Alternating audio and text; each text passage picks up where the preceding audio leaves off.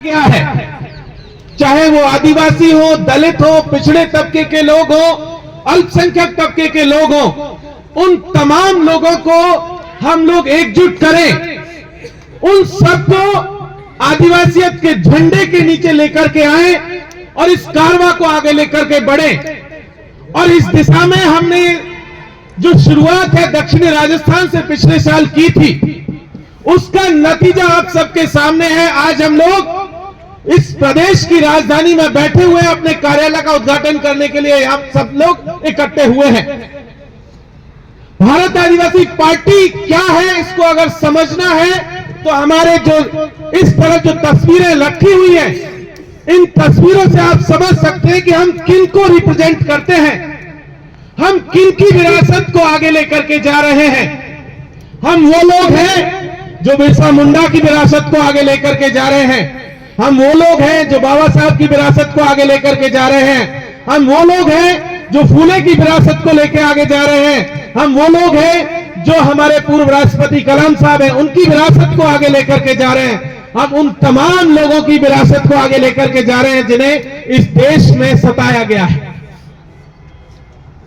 जिनका ये देश था और जिन्हें पिछले 75 सालों में एक तरीके से साइडलाइन कर दिया गया। हमने देखा पिछले दिनों बाबा साहब को लेकर के किस तरीके की अपमानजनक टिप्पणी इस देश की पार्लियामेंट के भीतर हुई। सबसे पहले तो यहां से गृह मंत्री को कंडेम किए जाने की जरूरत है, उनको निंदा भेजे जाने की जरूरत है कि आप इस तरीके से बाबा साहब का अपमान नहीं कर सकते हैं। साथ ही साथ एक मैसेज कांग्रेस को भी देने की जरूरत है कि आप बाबा साहब के नाम पर एक घड़ियाली आंसू बहाना बंद कीजिए। अगर आप में सच में ताकत है, बाबा साहब की विरासत को मानने वाले अगर आप लोग हैं, तो बाबा साहब की 22 प्रतिज्ञाओं को दोहराइए, आप मनुस्मृति का दहन कीजिए।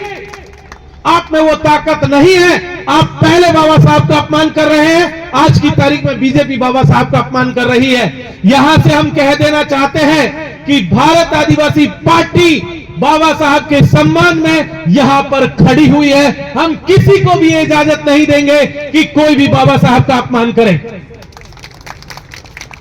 दूसरी बात यहां कह देना बहुत जरूरी है कि पूर्वी राजस्थान को पिछले 75 वर्षों से कांग्रेस और बीजेपी ने जैसे तो बैल लड़ते हैं खेत में, उस तरीके से पूर्वी राजस्थान में कांग्रेस और बीजेपी पिछले 75 सालों से इस पूरे प्रदेश को रौंद रही है।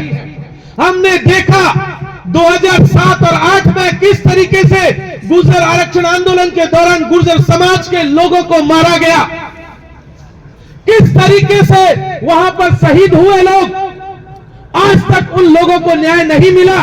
उसके बाद हमने देखा कि समरावता के भीतर पूरे गांव को जला दिया गया।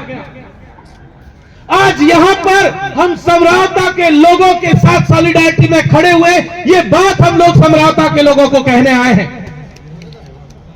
हम लोग यहां से एक बात और कह देना चाहते हैं कि दिल्ली के बॉर्डर पर एक किसान आंदोलन चल रहा है। पूर्वी राजस्थान किसानों की जमीन है, किसानों का इलाका है, आदिवासियों का इलाका है, दलितों का इलाका है। वहां किसान आंदोलन के साथी जगजीत सिंह डल्लेवाल जी पिछले 27 दिनों से अमर अनशन पर बैठे हुए हैं। हम उनको यहां से कह देना चाहते हैं कि किसानों की आवाज में भारत आदिवासी पार्टी अपनी आवाज को बुलंद करती है। हम लोग किसानों के साथ में खड़े हुए हैं। हम तमाम उन लोगों से कह देना चाहते हैं, आज की तारीख में धौलपुर और करौली के भीतर हमारे साथी यहां बता रहे थे, धौलपुर और करौली के भीतर 108 गांवों को खाली करने का नोटिस इस प्रदेश की सरकार ने दिया हुआ है। कह रहे हैं कि यहां पर कुछ टाइगर रिजर्व बनेगा, कुछ कह रहे हैं कि यहां पर कुछ हिस्से में मगरमच्छों का, घड़ियालों का अभ्यारण्य बना जाएगा चंबल के किनारे। कुछ लोग कह रहे हैं कि कुछ और तरीके के जंगली जानवर ला करके 108 गांवों को खाली कराने के नोटिस इस सरकार ने दिए हुए हैं। हम यहां से कह देना चाहते हैं, भारत आदिवासी पार्टी के इस कार्यालय के उद्घाटन से कह देना चाहते हैं कि हम इस प्रदेश के हर एक नागरिक के साथ में है, हर एक गांव के साथ में है, हर एक व्यक्ति के साथ में है, जिनको आप लोग उजाड़ने की कोशिश करेंगे। हम लोग अपना सीना तान करके उनके साथ में खड़े हुए हैं। आपको एक भी गांव हम उजाड़ने नहीं देंगे। हम आपको इस तरीके से हमारी जमीनें नहीं लूटने देंगे। जब आप किसान आंदोलन, किसान बिलों के नाम पर कभी किसानों की जमीन लूटने आते हैं, कभी जो है वन्य जीव अभ्यारण्य के नाम पर आदिवासियों की जमीन लूटने आते हैं, कभी आप दलितों का जमीन लूटते हैं, कभी किसी और की हिस्सेदारी को जो है लूटने की कोशिश करते हैं। हम यहां से कह देना चाहते हैं कि हम आपको 1 इंच जमीन नहीं देंगे। जो जमीन सरकारी है, जो जमीन जंगलात की है, वो इस देश के, इस प्रदेश के नागरिकों की जमीन है, आपकी जमीन नहीं है। हम आपको जमीनें नहीं लूटने देंगे। हम इस प्रदेश को, इस देश के जो पूंजीपति हैं, उनका मुनाफाखोरी की दुकान नहीं बनने देंगे। ये बात हम यहां से कह देना चाहते हैं। साथियों, इसके साथ साथ कुछ बातें और हैं जिनको कहा जाना बहुत जरूरी है। जिस तरीके से हम लोग देख रहे थे कि बहुत लंबे समय से जब हम लोग पार्टी बन रही थी, तब कहा जा रहा था कि ये पार्टी तो दक्षिणी राजस्थान की पार्टी है, इसकी पार्टी है, उसकी पार्टी है। लेकिन यहां से हम कह देना चाहते हैं साथियों कि ये पार्टी से ज्यादा ये आंदोलन है, और ये आंदोलन आपकी फसल और नस्ल को बचाने का आंदोलन है। अगर आपकी फसल बचेगी, अगर आपकी नस्ल बचेगी, तो हम सब बचेंगे, अन्यथा कुछ नहीं बचेगा। जिस तरीके से ये लोग आपस में लड़ाने की कोशिश करते हैं, कभी भीलों को मीणाओं से लड़ाते हैं, कभी मीणाओं को गुर्जरों से लड़ाते हैं, कभी दलितों को किसी और से लड़ाते हैं, कभी हिंदू को मुसलमान से लड़ाते हैं। आज की तारीख में पूरे देश में जिस तरीके की नफरत की फसल बीजेपी ने बोई हुई है, आए दिन हम सब ने देखा कि कभी किसी मस्जिद के ऊपर, कभी किसी चर्च के ऊपर, कभी किसी गुरुद्वारे के ऊपर हमारे बच्चों को चढ़ा दिया जाता है। कहा जाता है कि तलवार लेकर के चढ़ जाओ, हिंदुत्व की रक्षा करनी है। लेकिन हम यहां से कह देना चाहते हैं कि हमारी लड़ाई तलवार की लड़ाई नहीं है, हमारी लड़ाई कलम और कॉपी की लड़ाई है, हमारी लड़ाई संविधान की लड़ाई है। अगर आपको हिंदुत्व बचाना है, धर्म बचाना है, तो आप अपने बेटों को भेजिए। आपका बेटा धर्म बचाने नहीं जाता, आपका बेटे को आप भेजते मंत्री बनाने के लिए। गृह मंत्री का बेटा बीसीसीआई का हेड बनता है, फिर आईसीसी का हेड बनता है, किसी का बेटा मुख्यमंत्री जो है मंत्री बनता है, और हमारे बच्चों के हाथ में वो कलम छीन करके तलवार देने की कोशिश कर रहे हैं। यहां से यह कह देना बहुत जरूरी है कि हम इस प्रदेश को दंगाई प्रदेश नहीं बनने देंगे। हम हर एक आदिवासी, दलित, पिछड़े तबके के लोग, अल्पसंख्यक तबके के लोग एक साथ मिल करके, एकजुट होकर के भारत आदिवासी पार्टी के बैनर तले हम एक साथ अपनी लड़ाई को लड़ेंगे। इस बात को यहां से कह देना जरूरी है। जब हम लोग ये नारा लगाते हैं कि एक तीर एक कमान, आदिवासी एक समान, तो इसका कुछ मतलब होता है। इसका मतलब यह है कि हम सब एकजुट हैं। और जब हम लोग नारा लगाते हैं बोल 85 का मतलब है कि इस देश का आदिवासी, दलित, पिछड़ा, अल्पसंख्यक तबका एक साथ में है। वो जो दूसरी तरफ 15% बचते हैं ना, उन 15% को दूर रहने दीजिए। ये लड़ाई हम सबकी लड़ाई है, दलितों, पिछड़ों, अल्पसंख्यकों, ओबीसी तबके की हम सबकी लड़ाई है। हम सबको इसे मिलकर के लड़ना होगा, नहीं तो यकीन मानिए साथियों, वो एक एक करके, अभी तो वो अल्पसंख्यकों के पास आए हैं, कभी दलितों के पास आएंगे, कभी आदिवासियों के पास आएंगे, आपको एक एक करके मारते जाएंगे। और अगर आप एकजुट नहीं हुए तो इसी तरीके से मारते हुए चले जाएंगे। आप बिल्कुल मत भूलिए, 1 साल पहले 8 साल के इंद्र मेघवाल को पानी का मटका छू लेने पर इतना पीटा टीचर ने कि वो बच्चे की जान चली गई।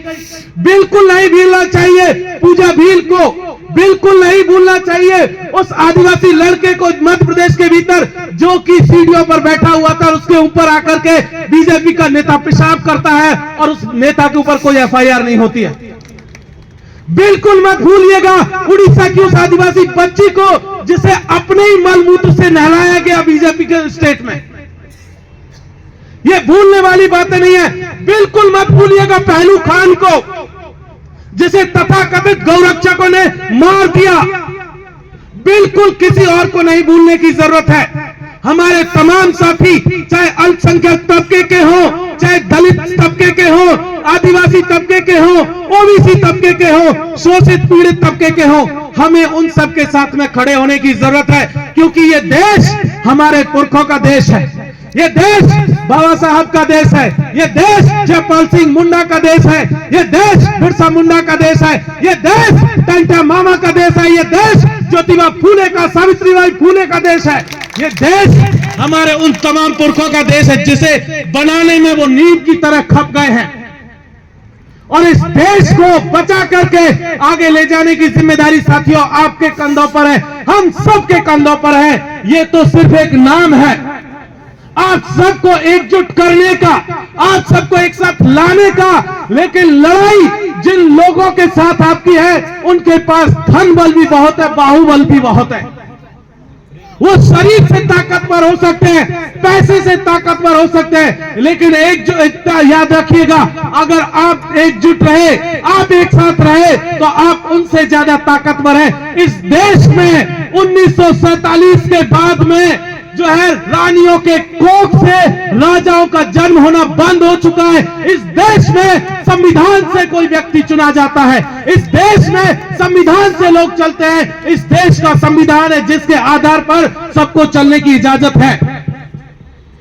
रानियां चली गई, पटरानियां चली गई, कौन कहां धूल खा रहा है किसी को पता नहीं है।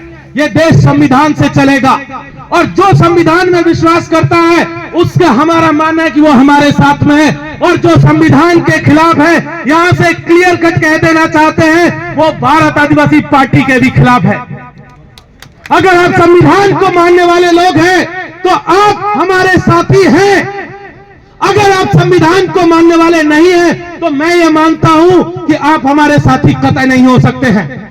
अगर आप संविधान को मानते हैं तो मैं ये मानता हूं कि आप आदिवासियत को भी मानते हैं, और अगर आप आदिवासियत को भी मानते हैं तो मैं मानता हूं कि आप इंसानियत को भी मानते हैं। साथियों, ये लड़ाई इंसानियत और संविधान को बचाने की है। ये लड़ाई हम सबको बचाने की है, और मुझे पूरी उम्मीद है कि पूर्वी राजस्थान में आज हम ये जो कारवां शुरू कर रहे हैं, इस कारवे को आगे लेकर के जाएंगे। हमारे पार्टी के जो पदाधिकारी आए हैं, हमारे सांसद साहब हैं, विधायक जी हैं, प्रदेश अध्यक्ष हैं, राष्ट्रीय कार्यकारिणी के सदस्य हैं, उन सबको मैं आप सबकी तरफ से, खास करके पूर्वी राजस्थान वाले साथियों से मैं बात कर रहा हूं, आप सबकी तरफ से मैं आश्वस्त करता हूं कि जिस तरीके का कारवां आपने दक्षिणी राजस्थान में खड़ा किया है, उसी तरीके का कारवां हम लोग पूर्वी राजस्थान में आपको खड़ा करके दिखाएंगे। बहुत बहुत शुक्रिया। जय भीम, जोहार, जय मंडल, जय फूले, संविधान जिंदाबाद।